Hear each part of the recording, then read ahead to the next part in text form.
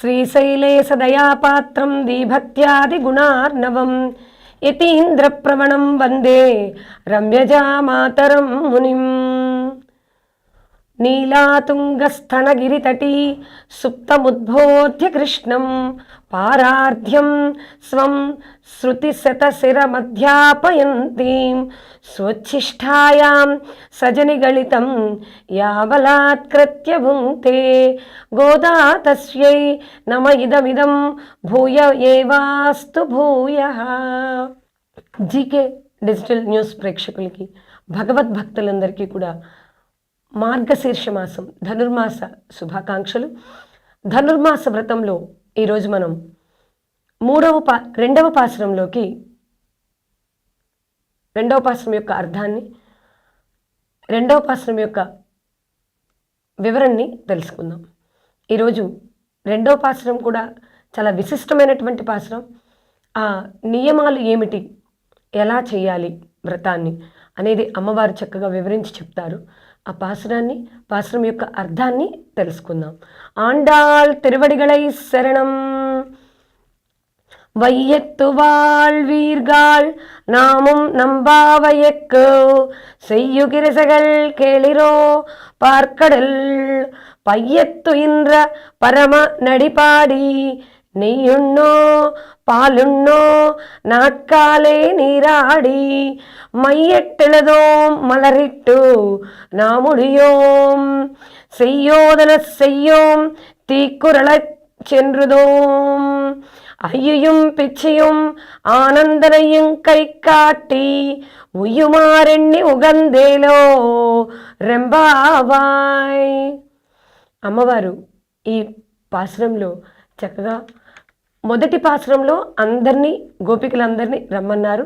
తన తోటి గోపికలు కోరిక కలిగిన వారు అందరూ వచ్చారు. వచ్చిన వాళ్ళందరూ భాగ్యవంతులు, రాని వారందరూ దురదృష్టవంతులు. భగవంతుణ్ణి పొందడమే ఈ లోకంలో అదృష్టం. దుఃఖం ఏంటి? భగవంతుడికి దూరం అయిపోవటమే దుఃఖం. భగవంతుడికి మనం దూరం అయిపోతున్నాము అంటే ఖచ్చితంగా మనకి దుఃఖం కలుగుతుంది. భగవంతుడికి దగ్గర అవుతున్నాము అంటే ఆనందంగా ఉంటుంది, చాలా ఆనందంగా ఉంటుంది. ఆనందం అసలు చెప్పనలవి కాదు, అమితమైనటువంటి ఆనందం. అందుకే ఇక్కడ అమ్మవారు అంటున్నారు, చాలామంది దుఃఖమయ్యాం కదా ఈ జగత్తంతా, కానీ ఎవరైతే ఇప్పుడు భగవంతుని మీదకి మనసును మళ్ళించారో ఆ క్షణం నుంచి ఆనందదాయకంగా ఉంటుంది, చాలా ఆనందంగా ఉంటుంది. అందుకే దేవాలయంలోకి వెళ్ళమంటారు. మన ఇంట్లో దేవుడు ఉంటాడు, మనం పూజ చేసుకుంటాం, కానీ దేవాలయంలోకి వెళ్ళి స్వామిని చూస్తే ఆ ఆనందం వేరు, స్వామికి దగ్గరగా ఉంటే ఆ ఆనందం వేరు. అది కదా ఆనందం అంటున్నారు అమ్మవారు ఇక్కడ మనకి. ఇంకా మనం చేసేటువంటి వ్రతం ఏమిటి, ఇక్కడ ఈ వ్రతంలో ఏమేం చేయాలి అనేది అమ్మవారు వివరిస్తున్నారు, నియమాలు చెప్తారు. మనం చేసేటువంటి వ్రతం భగవద్వ్రతం. ఈ వ్రతము చేయుటకు ఆయనే ఉపాయము, ఆయనే ఫలము. ఆయన ఏం చెప్పారో ఆయన ఆదేశిస్తేనే కదా మనం చేస్తాం. మరి అయితే మన శరీరం కూడా కదపలేము, ఉచ్ఛ్వాస నిశ్వాసములు కూడా ఆగిపోతాయి. ఆయన అంటేనే మనం ఇక్కడ తిరుగుతున్నాం భూమి మీద, లేకపోతే ఒక్క క్షణం చాలు. అందుకని ఆయన ఇచ్చిందే కదా ఫలము అది. కాబట్టి మనం ఈ భగవద్ వ్రతాన్ని మొదలు పెడదాం. ఈ వ్రతంలో మొట్టమొదటిగా మనం చేయవలసింది ఏమిటి అనేది అమ్మవారు వివరిస్తున్నారు. ఏమిటి? పాల సముద్రంలో యోగ నిద్రలో ఉన్నటువంటి పరమపురుషుని పాదారవింద సంకీర్తనం, భగవంతుణ్ణి కీర్తించడం. మొట్టమొదటిగా చేయవలసింది అది. ఆయన యోగ నిద్రలో ఉన్నారు, ఆయన్ని మనం కీర్తించాలి. కలియుగంలో పాథేయం అంటే ఏంటి? భోజనం. భోజనం ఏంటి ఇక్కడ? పుండరీకాక్షుని యొక్క నామ సంకీర్తనం. అందుకే కలియుగంలో నామంతో చాలు, మనం సంకీర్తన చేస్తే చాలు. నామ సంకీర్తనతోనే తృప్తి చెందుతారు ఆయన. యజ్ఞాలు హోమాలు చేయాలి అనే ఇదేం లేదు, నామాన్ని చెప్పినంత మాత్రాన చాలు అని చెప్తున్నారు. అలాగే రెండవ పని ఏమిటి అంటే వేకువనే లేచి స్నానం చేయాలి. మొదటి పాసురంలో చెప్పున్నారు అమ్మవారు, స్నానం అంటే బాహ్య స్నానం కాదు, అంతఃస్నానం. బాహ్య స్నానము చేయాలి, అంతఃస్నానము చేయాలి. కాబట్టి రెండవది బ్రాహ్మీ ముహూర్తంలో స్నానం చేయాలి. మూడవది తిరుఆరాధన. తిరువారాధన అంటే స్వామివారిని ఆరాధించడం. నాలుగవది ప్రసాదంలో తప్ప పాలు నెయ్యి పెట్టుకోకూడదు, పాలు నెయ్యి విడిగా తీసుకోకూడదు. ఆ ప్రసాదంలో ఏదైతే చేస్తున్నామో అది దాంతో పాలు కలిస్తే తీసుకోవడమే.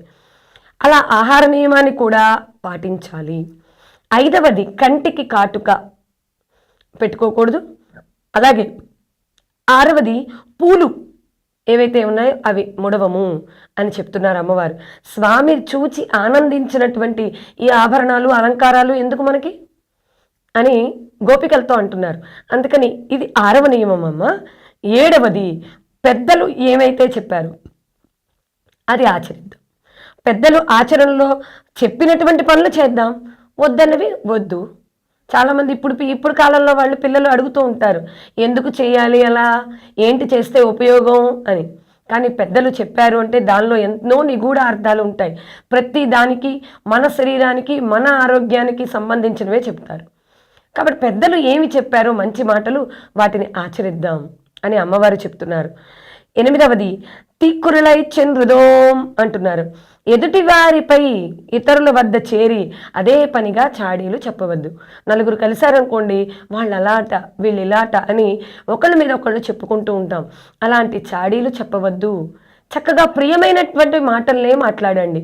సత్యం బ్రూయాత్, ప్రియం బ్రూయాత్, న బ్రూయాత్ సత్యమ ప్రియం. ప్రియము కానటువంటి మాటల్ని మాట్లాడవద్దు అని అమ్మవారు చక్కగా ఇక్కడ చెప్తున్నారు. ఎప్పుడు అలాంటి పనులు చేయకూడదు. పక్కన వాళ్ళ మీద చెప్పడం, అసలు ఇక్కడ లేనటువంటి వ్యక్తి గురించి మనం మాట్లాడకూడదు. ఏదైనా మనకు ధైర్యం ఉంటే వెళ్ళి వాళ్ళ ముందే మాట్లాడాలి. అసలు ఆ ఆలోచనే రాకూడదు. దానివల్ల చేసినటువంటి వాచక పాపం అంటారు, అది మాటలతో చేసేటువంటి పాపం. కనుక ఆ పాపాన్ని మనం ఆచరించవద్దు. చక్కగా అందరిది మాట్లాడడం, ఆనందంగా వాక్కు చేతే దేవతలు మన్నిస్తారు అనేది ఉంది. కనుక మనం మాట్లాడేటువంటి మాట చక్కగా సత్యము, ప్రియమైనటువంటి మాటల్ని మాట్లాడదాం అని అమ్మ తెలియజేస్తున్నారు. అలాగే 9వ నియమం ఏమిటి అంటే, జీవితంలో నీ శక్తికి మించి తోటి వారి సుఖములకు వినియోగించు. అంటే పరోపకారార్థం. పరోపకారార్థం మిదం శరీరం. మనకి శరీరాన్ని భగవంతుడు ఎందుకు ఇచ్చాడు?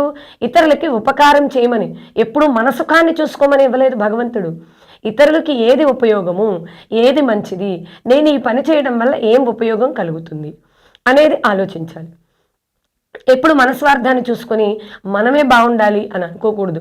అందరూ బాగుండాలి, ఆ బాగున్న వాళ్ళల్లో నేను కూడా ఉండాలి అనేది ఆలోచించాలి అనేది అమ్మవారు చెప్తున్నారు. సర్వం విష్ణుమయం జగత్ అనుకుంటే అప్పుడు ఈ జగత్తులో అసలు నీకంటూ ఏముంది అంటున్నారు అమ్మవారు. కనుక నువ్వు చేసే దానం ఏది చేసినా సరే భగవంతుడు ఇచ్చినటువంటిది, నీ గొప్ప అనుకోబాక. చాలామంది అంటుంటారు, నేను అక్కడ అవి పాలిష్రాలు వేయించానండి దేవుడి గుళ్ళో అని చెప్తుంటారు. నువ్వు వేయించడం ఏంటి? భగవంతుడే వేయించుకున్నాడు నీ చేత, అంతే. అక్కడ నువ్వు ఒక పని చేసేటువంటి వ్యక్తి మాత్రమే, భగవంతుడి ద్వారా రాబడినటువంటి కర్తవ్యం. అక్కడ నువ్వు వేయించలేదు. అలాగే చాలా గొప్పలు చెప్తూ ఉంటారు చాలామంది, మేము ఈ పని చేసామండి అని. నువ్వు చేయలేదు, భగవంతుడు నీ చేత చేయించాడు, నువ్వు ద్వారా చేయబడ్డావు, అంతే. భగవంతుడి ద్వారా వచ్చిన వాడివి. అందుకని భగవంతుడి ద్వారా చేయబడుతున్నావు. కాబట్టి నువ్వు ఇస్తున్నప్పుడు అయ్యో నేను ఇంకా నా దగ్గర ఉంటే ఇచ్చేవాడినే అని బాధపడాలి. అలా దానం చేయమంటున్నారు అమ్మవారు. నీవు త్యాగగుణం కలిగి ఉండి అలా దానం చెయ్యి అని చెప్తున్నారు. అలాగే ఇక్కడ ఓర్వలేక ఇచ్చున్నది భిక్ష. అంటే ఆర్తిని చూచి ఓర్వలేక ఇచ్చేది భిక్ష. అలా ఇవ్వద్దు. అవసరం ఉన్న వారికి చక్కగా ఆర్తితో ఉన్నవారికి నీకు ఇష్టమైందనే సరే వాళ్ళకి పెట్టాలి. దాన్ని ఇచ్చేది దానం అంటాం. అంతేగాని మనకు కావాల్సినంత ఉంచుకొని మిగిలిపోయింది వాళ్ళకి ఇవ్వడం అది దానం అనం. ఆ దానం ఎలా చేయాలట? శ్రద్ధాదేయం అంటే శ్రద్ధతో ఇవ్వు అని చెప్తున్నారు అమ్మవారు.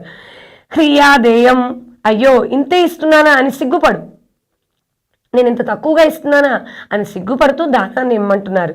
భియాదేయం, మనకంటే గొప్పవారికి ఇస్తున్నామే అని భగవంతుడు అనాలి. వాడికి లేదుటా నేను ఇస్తున్నాను అనకూడదు. వాడు నాకంటే గొప్పవాడు, అందుకనే నేను ఇస్తున్నాను అనాలట. శ్రియాదేయం అంటే ఐశ్వర్య పూర్తితో ఇవ్వు. చక్కగా ఐశ్వర్యం కలిగి వచ్చేలాగా వాడికి కూడా బాగుండాలి నేను ఇచ్చే దానం అనేటువంటి బుద్ధితో ఇవ్వు. సంవిదాదేయం అంటే జ్ఞానపూర్తితో ఇవ్వు.